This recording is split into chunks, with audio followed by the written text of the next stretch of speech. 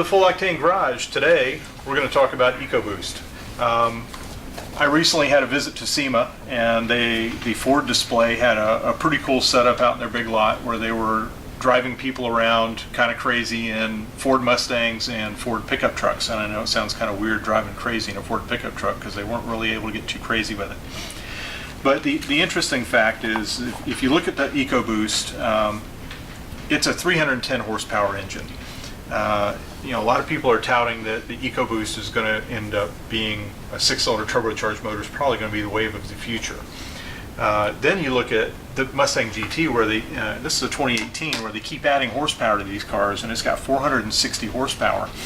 And what we're going to see here in a couple of minutes is the video of first you'll see a red car, and the red car is actually a V8 5-liter with a 460 horsepower. And then you'll see the image of a police car. It's a black Mustang police car set up with the EcoBoost, which is basically 310 horsepower, 360 foot-pound of torque. And then intermingled in here, you're going to see an EcoBoost pickup truck. Didn't pull any specs on it. It's just the standard 6-cylinder EcoBoost truck. And then we'll close it out again by a final run with the 5-liter. And we'll let you be the judge of which you would rather be driving. I know when I'm looking at this thing, I see the raw power of the V8. And when the turbo lag seems to be really hurting it in this particular display, and honestly I think it was a pretty poor display to put an EcoBoost in. Yeah. All right, so what are we looking at here, Kurt? We are looking at the first run of the 5-liter GT going around, and if you'll notice it's just smoke in the tires around here.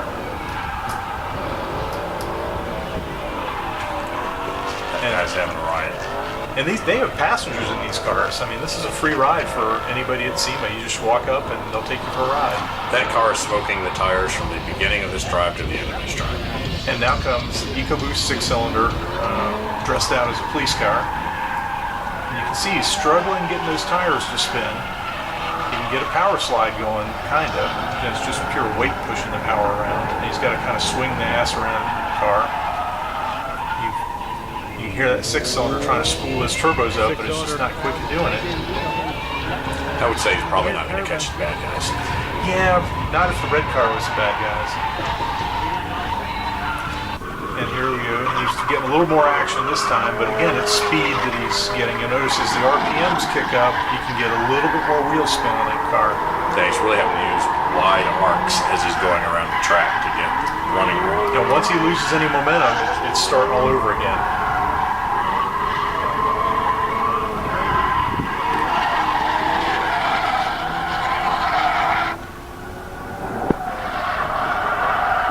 Truck's going to come out. The truck's pretty pathetic, actually. And first time I saw this was actually a few minutes ago before we started this, and that was exactly my comment. It was like, it's a little lackluster. The little jumps kind of cool in a little way, but I would not say it's handling exceptionally well, and it certainly doesn't seem to be burning the wheels up or anything. No, and it's got bigger tires than a traditional truck. And now is the last run of the 5.0 GT. The throttle response is just incredible in this truck. He nails it and the back wheels just start spinning. And that's the kind of power that I like to have. Now, I don't know, the 6-cylinder, in a scene like this it just doesn't look that interesting to me. Yeah, if you want an entry-level car and you're looking to save some money on the front end and on operating costs, I say operating costs being gas mileage, yep, then maybe the Mustang EcoBoost is for you. To me, the Mustang has always been a sports car. It has been since 1964 and a half, and it still is now. And the people that buy a Mustang are the people that buy it for the appearance and for the drive experience. And I just don't think you get that drive experience unless you get the V8 out of the GT. And the thing I'm a little worried about is, how long do turbos really last? Because and here's the other thing, a lot depends on maintenance. If somebody doesn't change that oil regularly, because I believe those are fairly dependent upon oil changes to lubricate them, and if you don't maintain your car well, V8s you can get away with slipping an oil change a few hundred miles or whatever, but those turbos, can't slip those oil changes, and I don't know what the life expectancy of those is really going to be. I mean, how proven are they? We've had them in trucks for a few years, but let's see 200,000-300,000 miles where a V8's still cooking. Are the turbos going to still be going? I don't know. They say full octane should buy some stock in the turbo manufacturers. That's what I think. Thanks for watching. We want you guys to be the judge. This is something that we wanted to bring to everybody's attention. Show it to you. Tell us in the notes below, EcoBoost or V8 and why.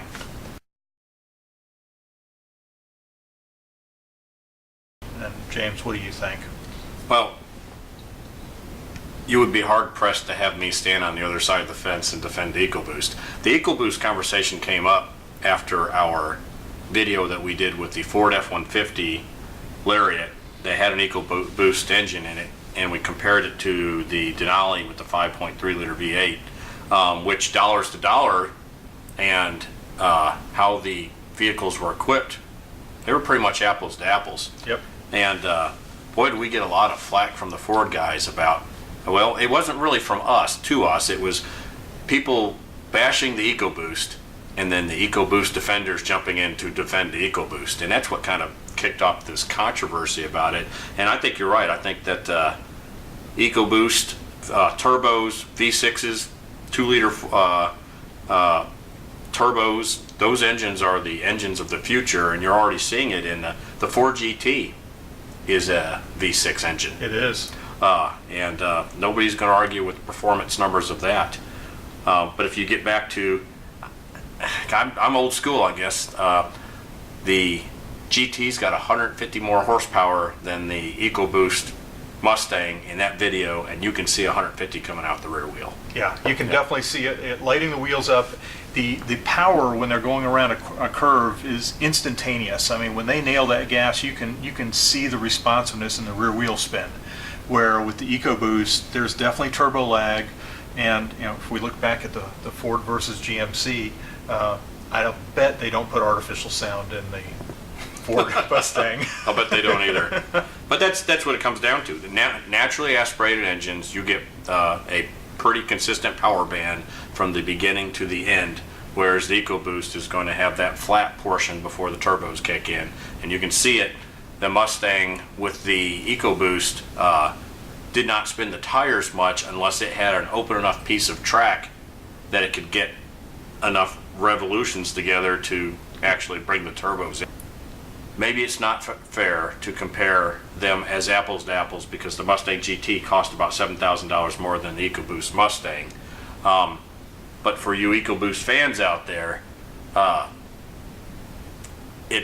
we're not talking about dollars, are we? We're talking about it's ride quality and performance. Yes, the driving experience. And are you getting the driving experience from the EcoBoost?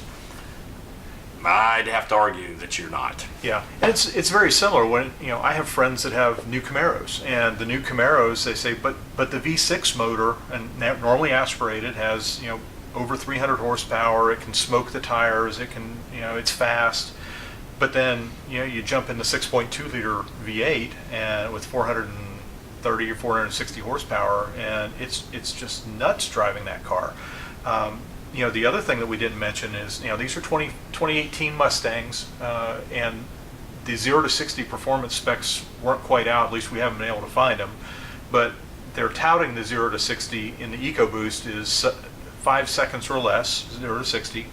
And in the normally aspirated gas motor, they're saying 4 seconds or less. So for the V8. For the V8. Yep. So you're talking about a 1 second difference in 0 to 60, which when you're driving, you're hard pressed to feel that 1 second difference driving the car. Maybe the off the line will be a bit beefier with the V8, but under 5 seconds, 0 to 60 is pretty darn fast. And it's just a few years ago, the Corvettes were barely breaking 0 to 60 in 4.5 seconds. So impressive numbers for the EcoBoost in a 0 to 60. But is that the only place you're going to play? Are you going to want to take it and go to a track event and play a little bit? And track event, you're going to have to wait for the turbo to spin up to get enough power to really grab it. Where the V8, it's just raw power, immediate raw power. What we're going to do is let you all watch the video, and we're going to let you be the judge. This is really a video not so much to bash the EcoBoost or praise upon the V8. It's really to give a visual representation for those of you who are trying to make a decision between an EcoBoost and a V8, and looking at your driving pattern, and just look at the example of this driving event and see which one would you have more fun driving. And I'll be hard pressed to believe that anybody would not have more fun driving the V8. Spend the extra bucks, blow the EcoBoost off, and get the V8. If we're just talking about driving experience and we take aside the expense, then the V8 would be the only option. And we haven't even talked about the GT500, which is just nuts power. So this is just more somewhat equal, where you have the Mustang EcoBoost, and GT is kind of a similar, somewhat performance car. But the weight difference is about almost 200 pounds. The EcoBoost is about 200 pounds less. That probably helps contribute a little bit to the better 0 to 60 in a minuscule manner. I would think that, why do you think manufacturers are going to turbos rather than larger V8, normally aspirated engine? Well, at the bottom of the line, if we go to the second page, it's really fuel economy. That's right. Really the big piece. We're looking at the EcoBoost of having a 31 highway, 21 city. 21 city is extremely impressive. Now, would you and I get that the way we drive? No, we'd probably be in the 18 range, I'll bet. Now, if we go to the Mustang, we're looking at a 25 highway, which is still pretty respectable, but we drop down to 15 city, and that's pretty low for the GT. And how you and I drive, that would probably be in the 12 or 13 range. So, really, it comes down to fuel economy, how you're going to use it. Are you going to have fun in the EcoBoost? Absolutely. That's going to be a fun car to drive. Now, I guess where it really matters is how you leave cars and coffee. How many pedestrians can you take out? Not sure that one will make the video. Yeah, if it does, leave comments below. Send notes to James. Yes.